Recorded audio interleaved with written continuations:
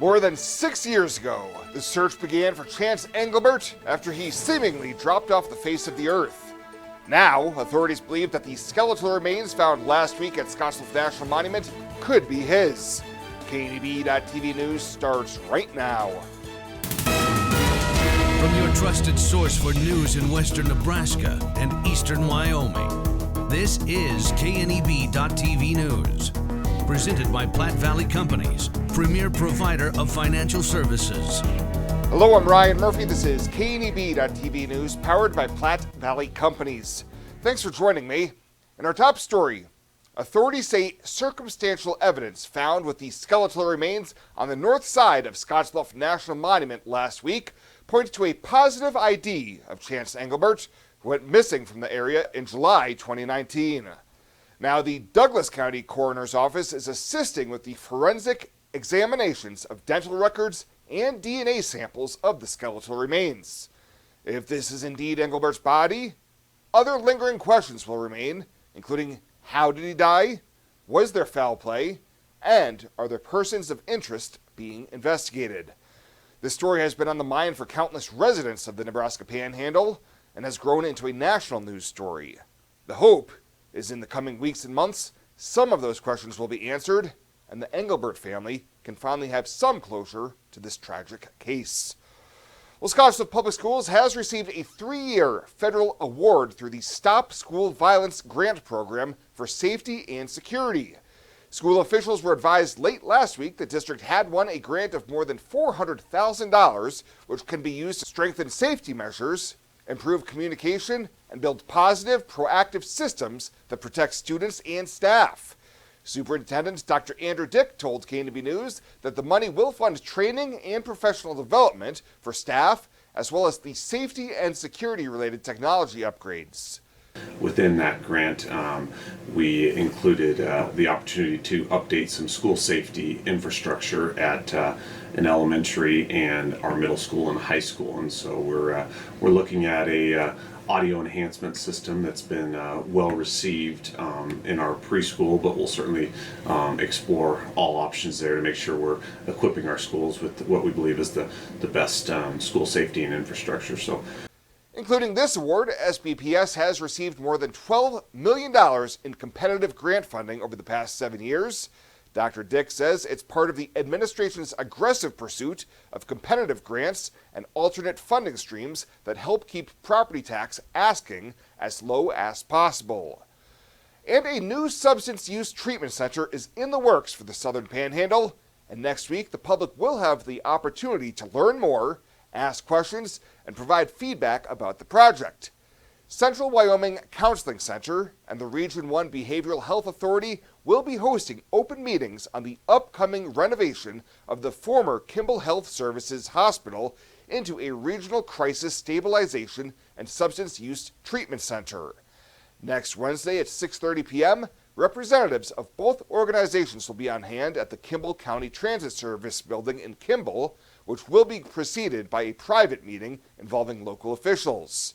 The second public gathering will take place at the same location Friday at 3 p.m. We'll have more news right after this. The journey of a dream becoming reality. When we're young, a dream develops into a passion. That passion continues to manifest and grows as you do. It becomes all you want to do and all you want to be. It gives you direction. It drives you. Then your dream has become a reality. When that dream is ready to be reality, Platte Valley Bank will be with you every step of the way. When it comes to your health, you deserve the very best. At Morrill County Community Hospital, they provide top-notch care with compassion and expertise. From routine checkups to advanced surgeries, their dedicated team is here for you 24/7. With state-of-the-art technology and a patient-first approach, they ensure you and your loved ones receive the highest quality care. Because at Morrill County Community Hospital, your health is their priority. Visit Morrill County Community Hospital today in Bridgeport. Morrill County Community Hospital. Exceptional care right here at home. Fly United Airlines, operated by SkyWest with Western Nebraska Regional Airport. United is dedicated to going the extra mile for you with daily flights to and from Denver, along with a commitment to excellent service. Reserve your flight today, and remember, United miles can be earned and redeemed with your flights. While at the airport, stop and enjoy authentic Italian food at Roma Italian Restaurant. Plus, Hertz Thrifty Car Rental is there for your car rental needs. Make life easier, relax, and get on board with Western Nebraska Regional Airport. Welcome back. Homecoming festivities are getting underway at Western Nebraska Community College, and WNCC Alumni Director Mary Sheffield says there's something for all. I'm here today to invite the public out to our homecoming. That'll start out on October 17th through the 19th with a play, Theory of Relativity, and our theater arts program is putting on at the Judy Chalutka Theater.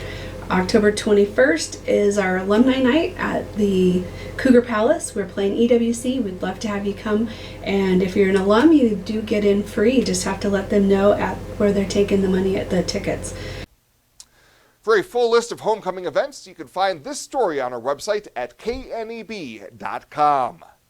Well, this week, Governor Jim Pillen signed an executive order at Northeast Community College launching the Good Life, Great Careers initiative as part of Manufacturing Month in Nebraska. The new initiative aims to establish clear pathways for Nebraskans, especially youth, to access thriving and stable careers.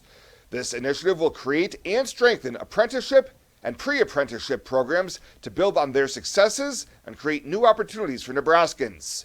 The goal is to add 6,000 new registered active apprentices in the state by December of 2030. Welcome to Kelly's Liquor, your liquor cabinet. Whether you're a wine enthusiast, a whiskey sommelier, a tequila connoisseur, or you just love your beer, Kelly's has the best selection of what you're looking for.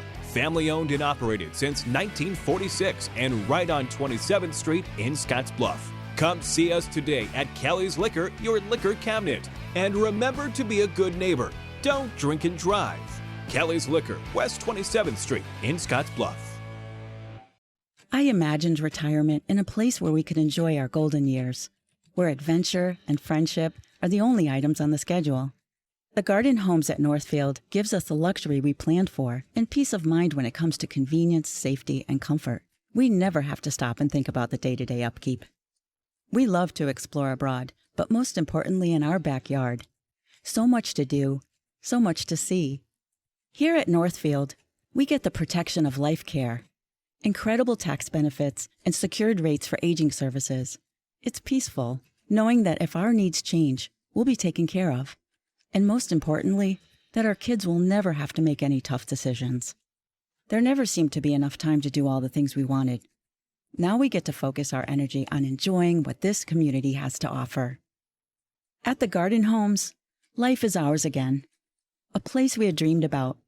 A chance to focus on us.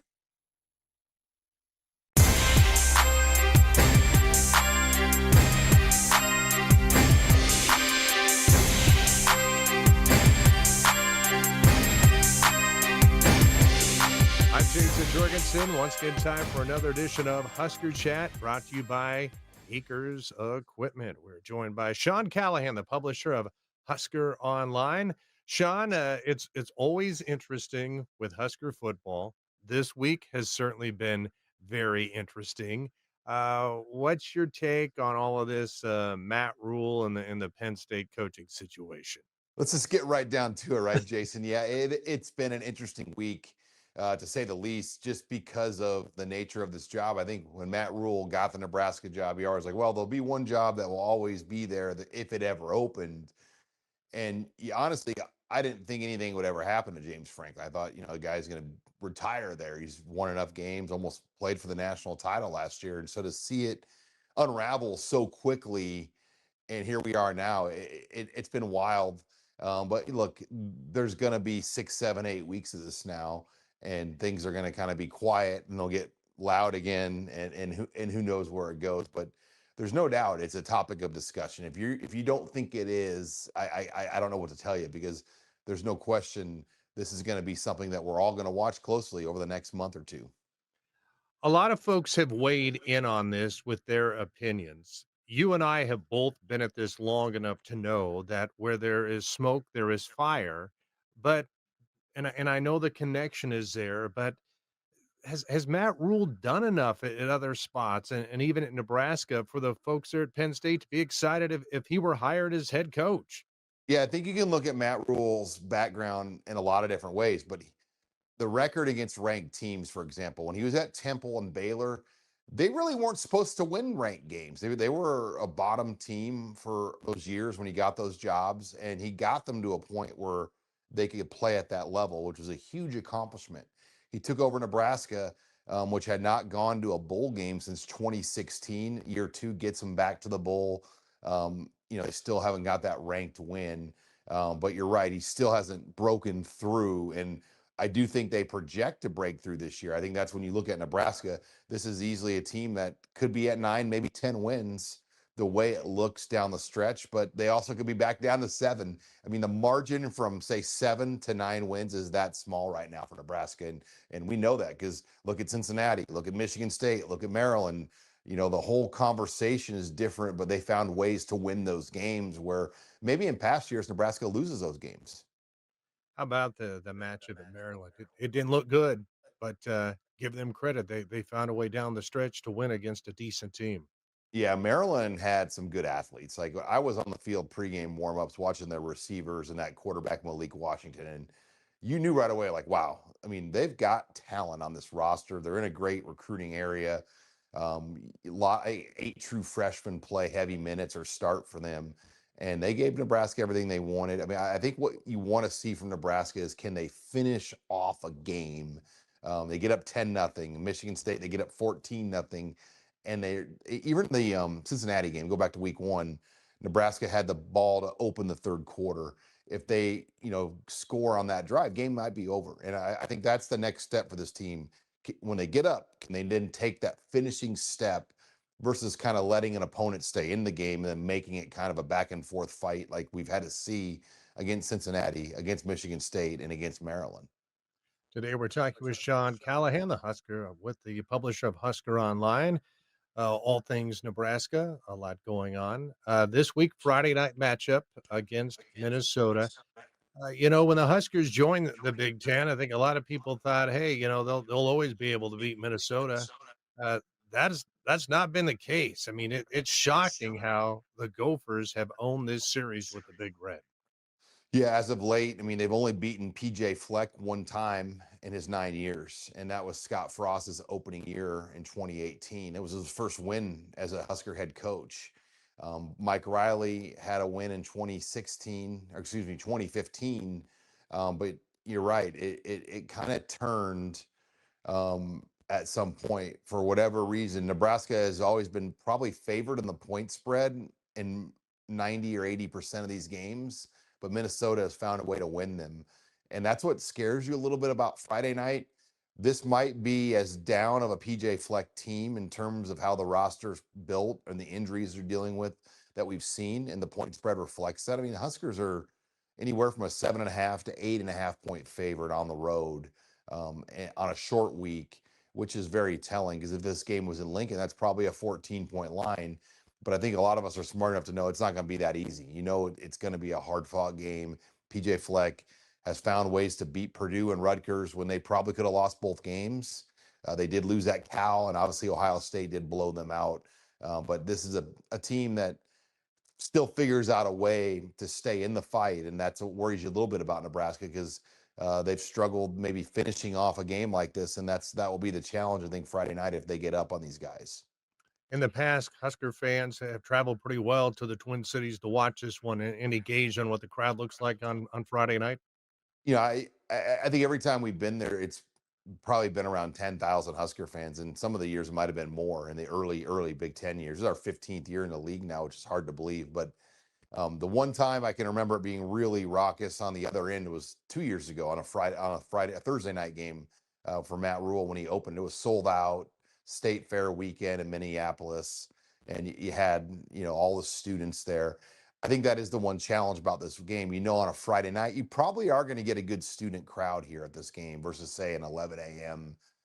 In Minnesota, winning some of these close games helps kind of push their crowd over. It's a very finicky market, as you know, being a pro sports market where, either they're all in or they're all out on the Gophers. And I think people are still kind of in on this team.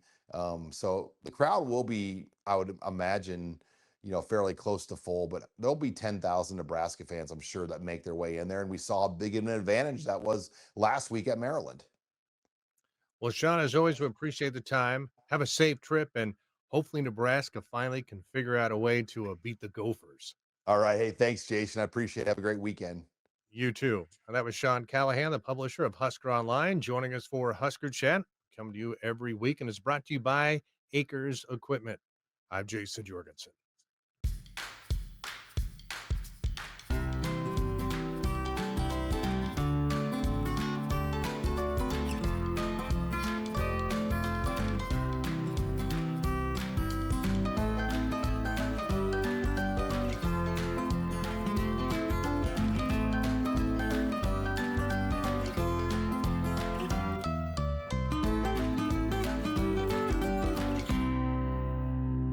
October is Renewal by Anderson's United Against Cancer campaign, and when Renewal offered to pay for employees' radon testing and mitigation, several Renewal team members found radon in their homes. Deb was one of them, and she always wondered how she got breast cancer. Radon causes cancer. It's linked to Parkinson's, Alzheimer's. Radon is a killer.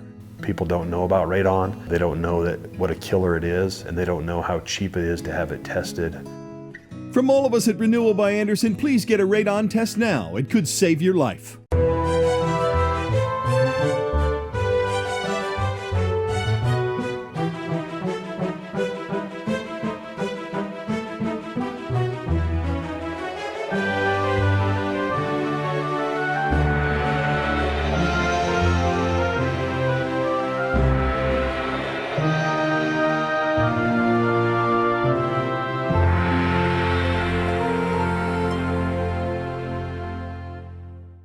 Let's take a peek at your weekend community calendar, brought to you by Riverstone Bank.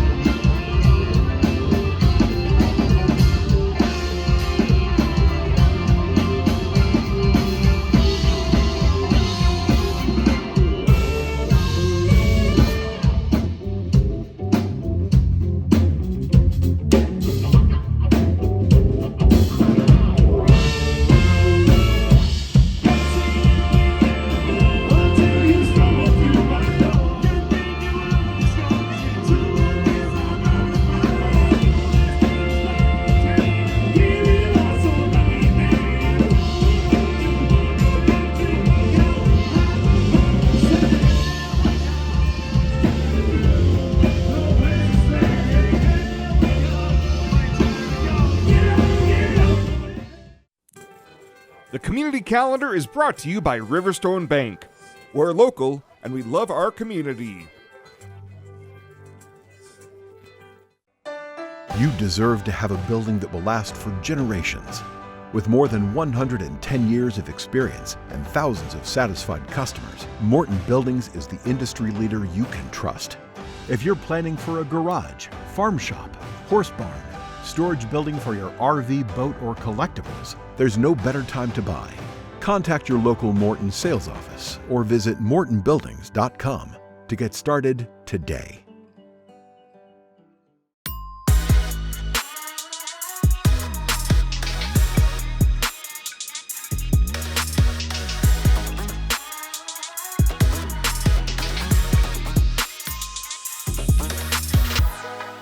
At Platte Valley Bank, we want to help you take advantage of every adventure.